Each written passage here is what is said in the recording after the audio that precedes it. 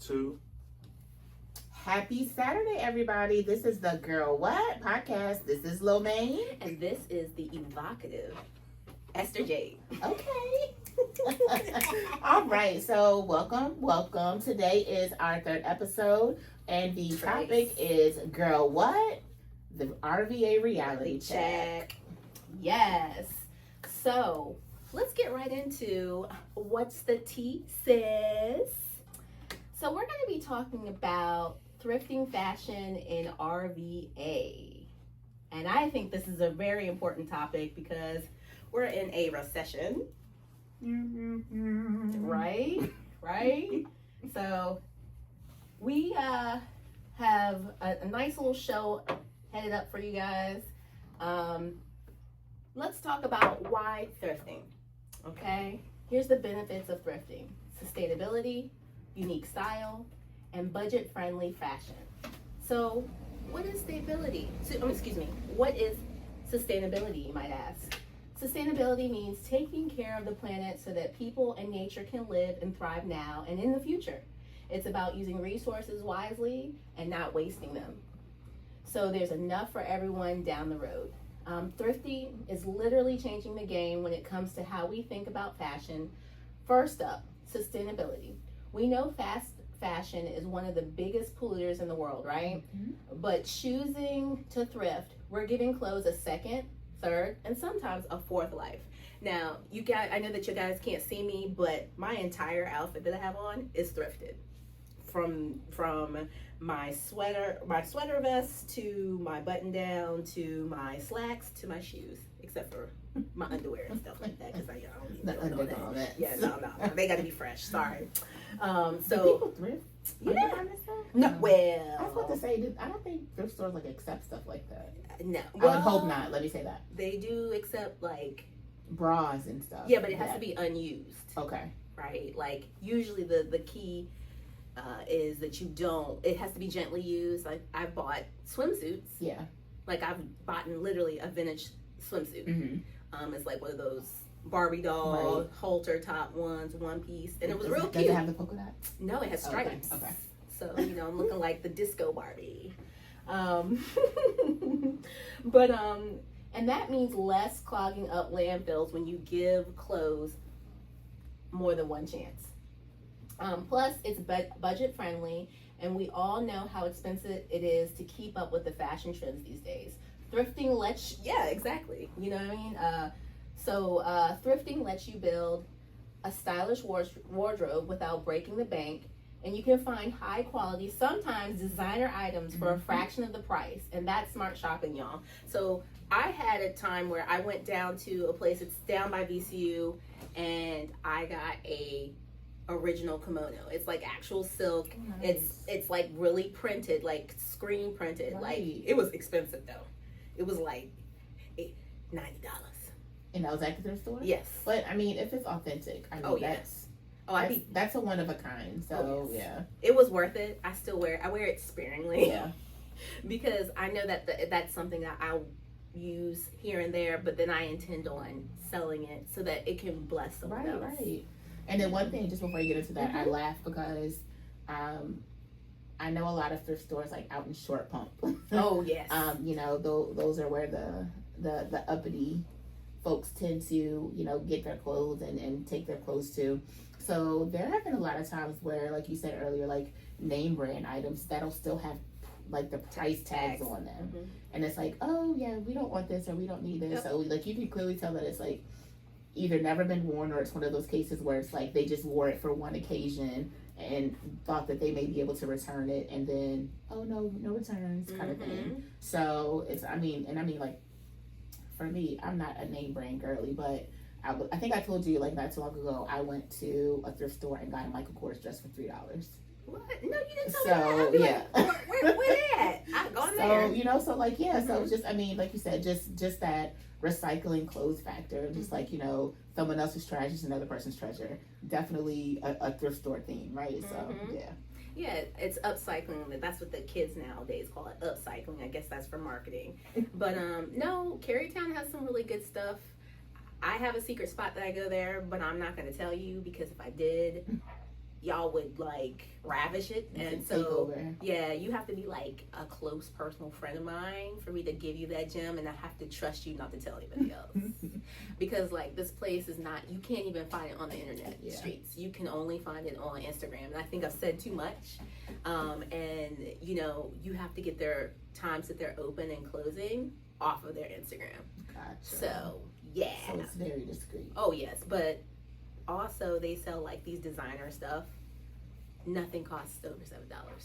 Oh, I got a really great cocktail dress, and it was, you know, had ribbing, and they had like it is designer. Is it the green one? No, Oh, it's the okay. blue one that I show you with the crystals. I actually had to get it taken in. Yeah. Yes, that dress was easily a $200 dress. I got that dress for $7 and had it taken in. And I spent like maybe $20, but $27 for a dress that's a couple $100. Yeah. Yeah, it's worth it. It's worth it. Sure. So, how thrifting supports circular fashion and reduces waste. It's not just about recycling clothes, it's about supporting circular fashion instead of fast fashion, where items keep moving, get reused, remixed, and revived instead of tossed. That's huge for the planet, especially here in RVA, where people really care about community and environment.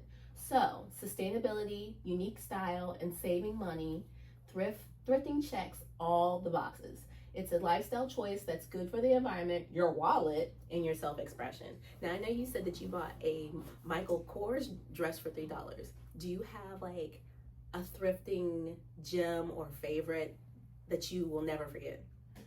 I don't actually, because and I'm gonna be quite honest, I never really was a person that thrifted. Mm-hmm.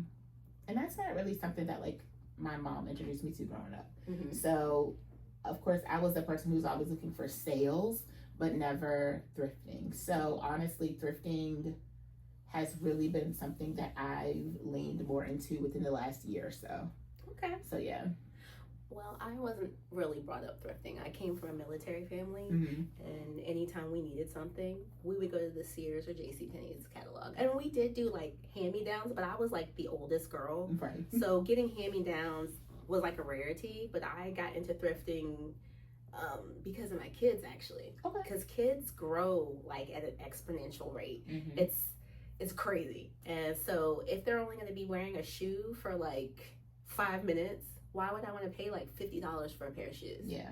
You know, actually, it happened to be with my first child. When he was a baby, his father had a friend that had just had a baby maybe a few months, like a year before, and she had a big box of stuff, and it was like treasure trove. Yeah.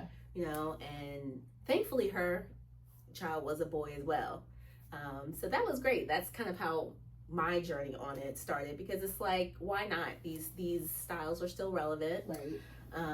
But yeah. But So- yeah, I don't mean to cut you off. I Okay. apologize. But yeah, I think because I was the friend who had their child first, I was the one that was always regifting.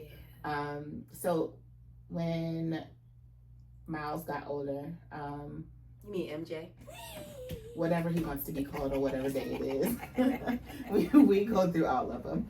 Because that's not, yeah, that's a whole nother topic. But yeah, he actually enjoyed Kid to Kid was his store. Oh, that's my story. And the reason that he loved it so much is, you know, this is still, of course, still when he was a peep sized, they have the little door that they can walk through. So he loved, you know, getting his clothes and then like walking through it. So he's like, okay, mommy, we gotta grab my clothes now, we can go. But, you know, it wasn't ever really anything where it was like I was consistently still going places, or I would still be that one going to Carter's and going to those places. Again, looking for sales, but because I didn't really have anyone to give me hand-me-downs, it was like, okay, well, I'll save this for my friends. And luckily, actually, most of my friends did end up having boys, so I was able to quickly give away the small things, you know. But yeah, I was like the trendsetter for everybody Listen. else. But I introduced others to the Listen, thought of thrifting, you know, that means they should give you all new stuff. especially now. Well, Kid to Kid still has the door. Yes. And they've left their location out in Brandon Mill and came closer to Courthouse. It's actually a way larger space, and I'm excited about it because it's like, oh, now I have so much more to look through. And I don't know, maybe listeners, what's your favorite part of thrifting? I like the thrill of finding something. Like, I try not to stay committed to any kind of style, Right. which leads me into the next topic of styling tips for thrift finds, okay? How to mix and match thrift pieces with modern wardrobe staples. So I, like to use Pinterest to give me inspiration about what it is, and I don't have my heart set on it being exactly like that. I try to go for a similar look, and I always try to kind of keep a catalog of what I already have in my wardrobe so that I'm going out. Like, for instance, this all kind of goes together. I just threw it together. Pictures coming soon to Instagram, so check us out over there. So tips for spotting quality items and avoiding fast fashion traps. First things first, check the fabric. That is rule number one. Natural fabrics like cotton, wool, silk, and linen usually last longer and feel much better than synthetic ones like polyester or nylon. If you see a piece that feels sturdy and soft, that's a good sign. Inspect the stitching by looking inside the seams. I do a little stitching myself, sewing, so if the stitching is tight, even, and no loose threads or holes, then that garment was made with care, built to last. Check for wear and tear. Watch out for fashion traps like super thin fabrics that peels easily, or pieces that feel cheap and are falling apart. So fashion is all about mass production and low cost, which often means lower quality. Now, I know I have ran into things that are cheap. Like, I don't do Shein, I don't do Temu because nope. I really want my clothes to last. I do. Wait, girl. I've had this for years, and it's from Temu. Okay, you probably don't. Like, look. Let me look at that. Let me look at that tag and see what it's made of. Look, it don't have it. It literally just has the size. It's no big tag. I promise you. Yeah. It doesn't tell you what it's made of. Not inside. No. Oh, I don't know how I feel about that one. Because there's fabrics they make out of chemicals too. I'm just saying. But I'm gonna say, for those who are just joining us, Esther and I are on the opposite ends a lot, but that's what makes our conversations great. But yeah, that's why I just wash it. Like, get those extra chemicals out, and I'm gonna put it on. I mean, they're made of chemicals. You're just gonna wash it into non-existence. Listen, but look, the good chemicals are here to stay. Okay. Look, okay, you do you. I'm just look. We listen, we don't judge, y'all. Know your brands, okay? That's important. When you know your brand, you know your quality, right? Like, I found out a few years ago that Kate Spade, they changed leather vendors, and it's not as good quality. So, unfortunately, I will only buy certain Kate Spade bags. Yeah. Trust your gut and take your time. All right. So also creative DIY ideas to personalize your thrift clothes. Just be imaginative, right? Don't try to commit to a look because you see something on TV and you get frustrated because you can't find that same thing. Like, use your creative juices, and then community and culture. How thrifting connects people in RVA and builds a sense of community. Check out stories of local thrifters or influencers who rock the RVA style, thrift style. So go out there, go out on Facebook, Instagram, look for your thrifting influencers. I follow a couple of myself that are really great. There's one guy that actually goes into dilapidated homes and stuff, and he finds the best stuff. Like, I got this one button down cotton denim type shirt that has the Looney Tune characters going over your shoulder. Yes. I love it. It was the best $20 I ever spent. Yeah. I love that thing. And I was going to say, and then of course we have I don't want to name drop just because I don't know if she would give permission. I'm sure she would. But who I sent you when we were looking for an MC, like, I love her fashion. Oh, yeah. And how she does things, and I think a lot of her stuff comes from thrifting, and it's definitely one of those things where it's like the mix of patterns and just the different types of clothing that you wouldn't imagine being put together, but it's like she makes it work. And then it's like she's puts a creative. Yes, very much so, and puts her own spin on it. But it's just like, if you see somebody else's outfit, you be like, like, Mm-hmm. what were you thinking? But then, like, when you see her, you be like, oh my goodness, like, tens across the board. And one tip I would give everyone, if you're gonna thrift, invest in getting your stuff tailored to you. That way it's not hanging off of you, it looks like it was made for you, and it gives you more confidence in your style. Right.